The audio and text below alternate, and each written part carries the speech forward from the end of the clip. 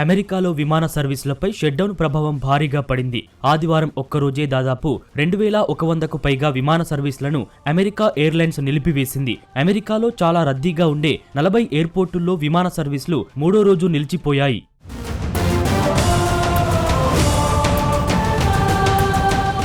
అంతేకాకుండా ఆదివారం దాదాపు 7000 విమానాలు ఆలస్యంగా నడిచాయి. శుక్రవారం 1000, శనివారం 1500కు పైగా విమానాలు రద్దయినట్లు ఫ్లైట్ అవేర్ వెబ్సైట్ తెలిపింది.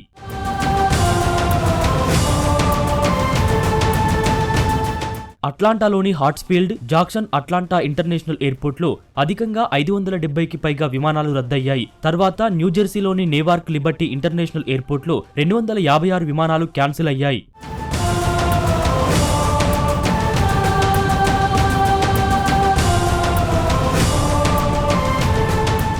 ఇది ఇలానే కొనసాగితే నవంబర్ నెల 4వ గురువారం నిర్వహించే థాంక్స్ గివింగ్ వీక్ కు ఇబ్బందులు తప్పవు. ఆ రోజున అమెరికాలోని ప్రజలు తమ కుటుంబ సభ్యులను, బంధువులను కలిసేందుకు పెద్ద ఎత్తున ప్రయాణాలు చేస్తుంటారు. ఇప్పటికే ఈ విషయంపై ప్రజల్లో అసంతృప్తి వ్యక్తమవుతుంది.